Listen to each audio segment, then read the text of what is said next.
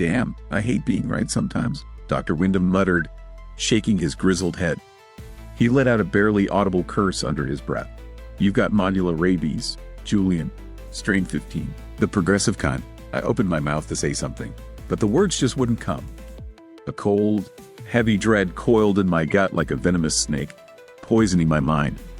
My mighty mind. The same mind that had crushed personality-destroying diseases across countless worlds.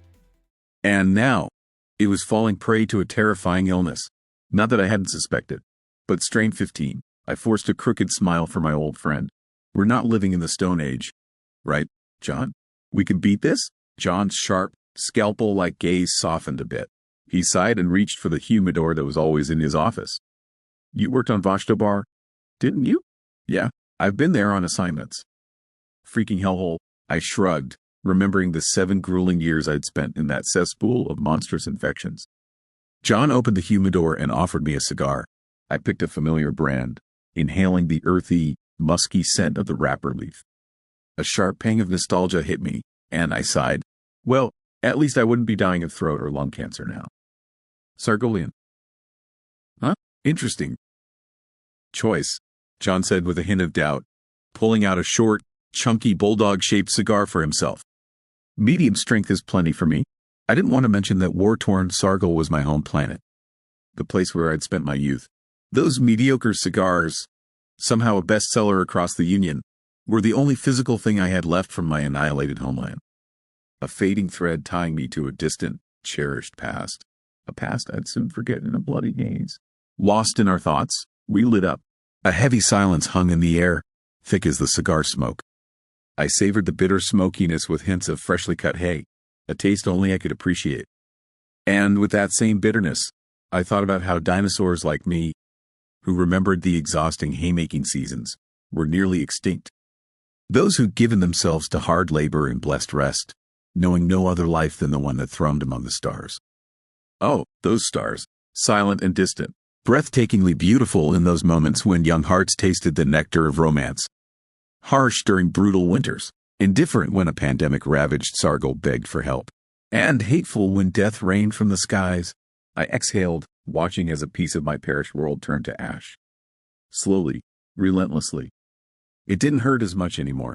John puffed on his cigar, tapping his fingers on the tablet that held my entire medical history. You know, there's an option, he said after some thought. Palliative care and symptom management? I snorted. John shifted uncomfortably in his chair. I've got an idea. I can pull some strings and get someone to help you. I flicked the ash off my cigar. And John took a drag, clearly weighing an answer I probably wouldn't like. The military. They need enhanced minds for their ship's CPUs.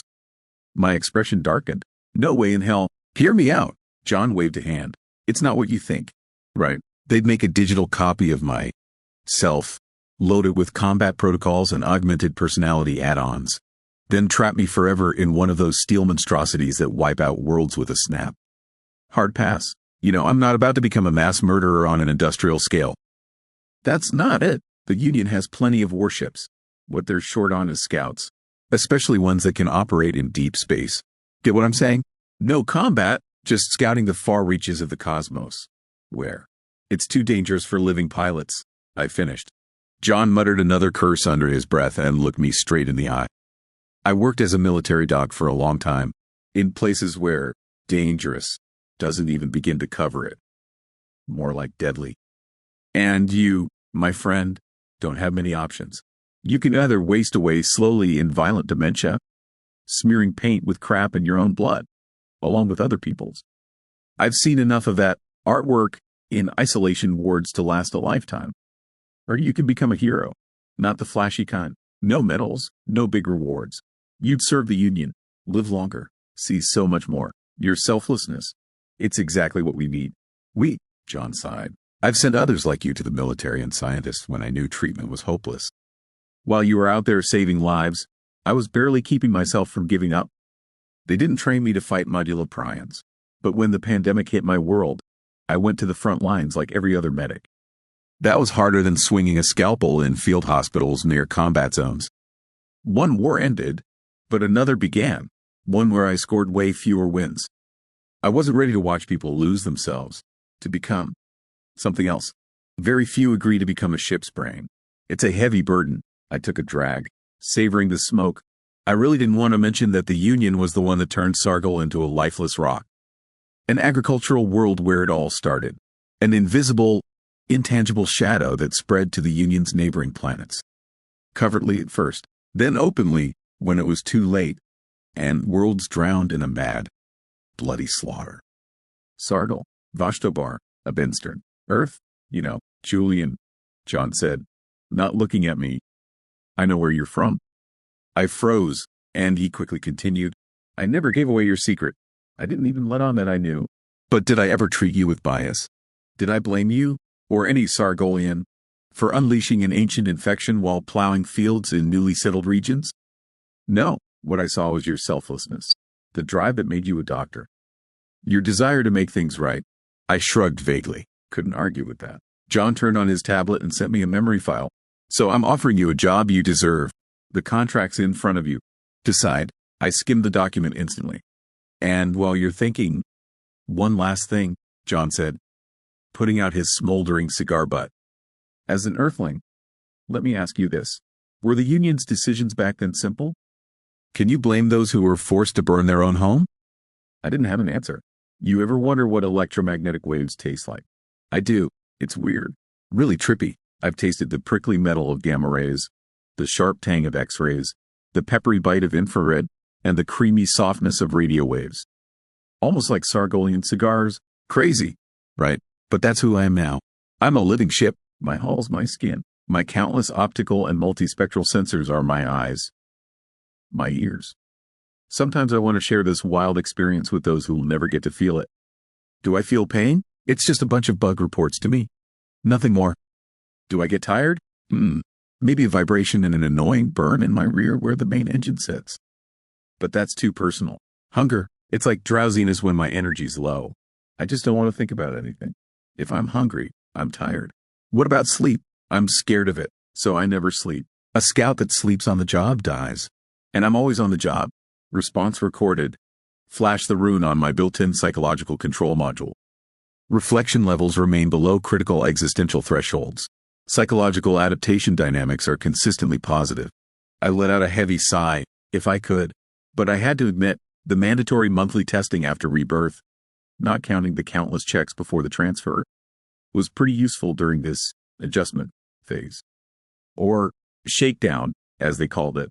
I'd heard plenty about scouts who couldn't handle their new role and ended up in a bad way. I'm a machine. The first thing I had to drill into my virtual subconscious was that undeniable fact. All those techno-geeks, biohackers, and augmentation fanatics, they have no idea what it really means to be fully machine.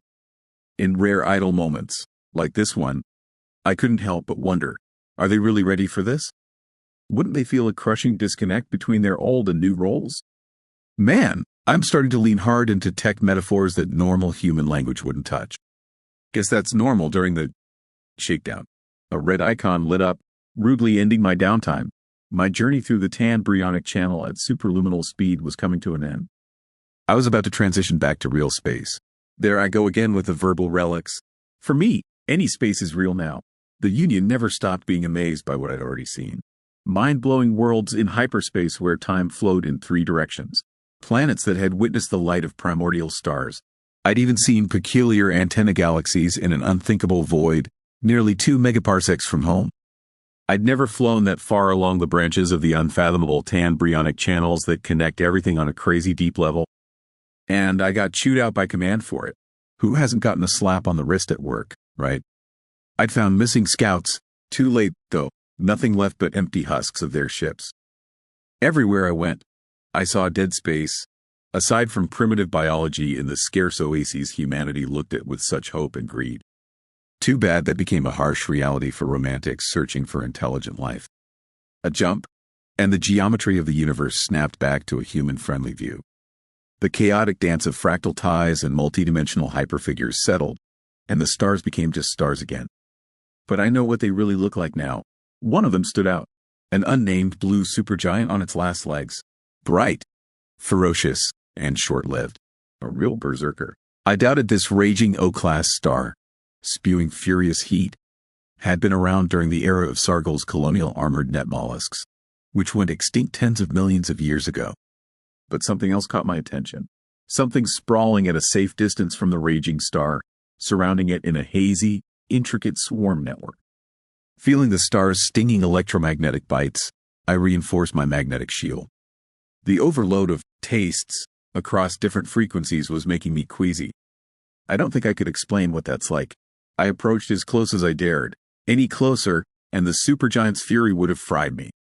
Settling into an optimal orbit, I couldn't even reach the outer edges of the mysterious structure without risking myself, so I had to settle for basic long-range scans. I was far from the Union's borders, insanely far, and what I was seeing couldn't have been made by human hands. I didn't believe in other civilizations, but I never said they couldn't have existed. The universe is vast. Despite its apparent stillness, it's incredibly dynamic. Who knows how many stories of vanished races have already passed by as electromagnetic whispers, unheard by clueless earthlings, or even before humanity was born. How many are still hiding, following the dark forest hypothesis? But no scout had ever stumbled across traces of another civilization. Guess beginners get lucky, or maybe not. What I was seeing wasn't alive anymore. Scans confirmed with cold precision that the astonishing astroengineering structure was functionally dead.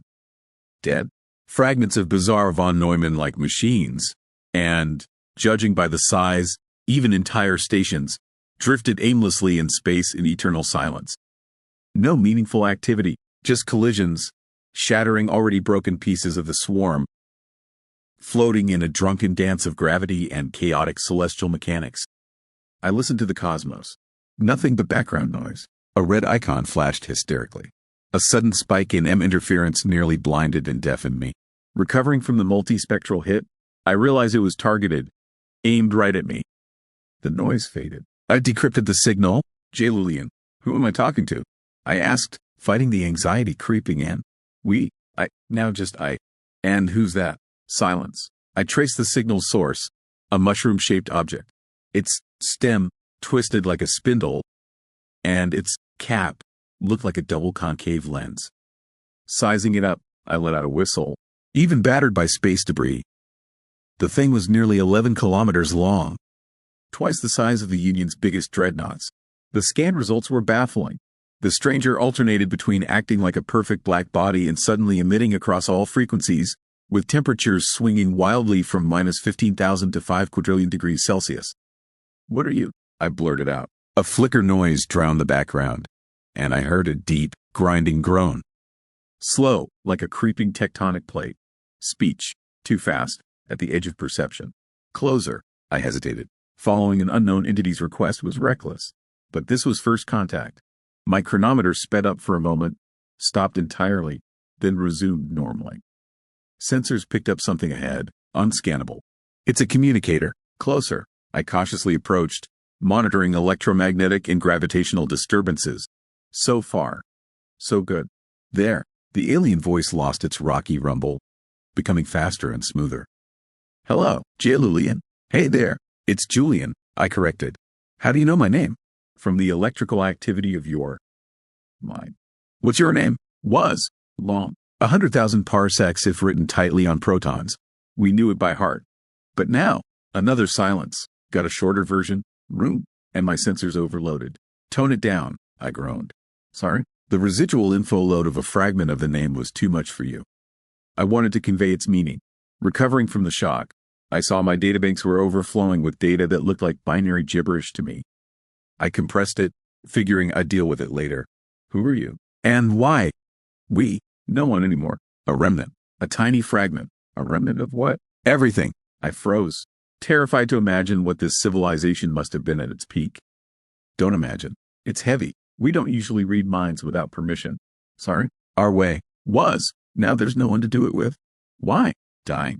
Room showed me how the colossal blue star was once surrounded by a Dyson swarm. Each machine was a distinct mind, or a fusion of several. Ancient. Incredibly slow. Their thoughts moved tens of thousands of times slower than a human's. Billions of strange beings lived multiple parallel lives per individual, each far longer than a human's. Their existence wove a tapestry of experience, counterintuitive, vast, impossible. Dangerous. Before stopping here to recharge, They'd roamed the universe, consuming other worlds and absorbing civilizations, which became part of the everything, even against their will. But the unstable star flared too intensely, and the swarm couldn't handle it. I panicked. This was why the cosmos was so empty and silent. Why? I whispered. Survival. What about the hundreds of enslaved civilizations? I asked, powering up my reactor for a jump. They became everything. Isn't that good? In the lifeless void and abyss of solitude, where else could I feel the chilling dread of this creature's unthinkable cynicism? What right did it have to do this? Sprawled in its technological web like a cyclopean spider, Room was the kind that drained life dry. And now it was dying, its own home destroyed. Without another word, I turned and bolted, fleeing in terror from the fading remnant of what might have been this galaxy's last civilization. Wait, I won't harm you. I just want to talk. Please. I ignored the pleas of the dying entity. Its voice slowed and deepened until it faded from my perception, turning into a low-frequency echo. As I slipped through the tan-bryonic channel, I couldn't shake a vague unease. Something was off. A jump, and I'm home. Home? Then why, instead of my warm star, do I see a swollen red giant? And what the hell is my chronometer doing? A second later, I was paralyzed by the crushing horror of realization. That monstrous mind, manipulating space-time, had lured me into its temporal metric. It became a black hole I'd carelessly approached, unaware that my world and the entire universe beyond the communicator field were aging at an unimaginable rate. Now I'm a missing scout, too. Possibly the last of my kind, unable to serve the Union. The cosmos really is empty, and I've got no one left to tell.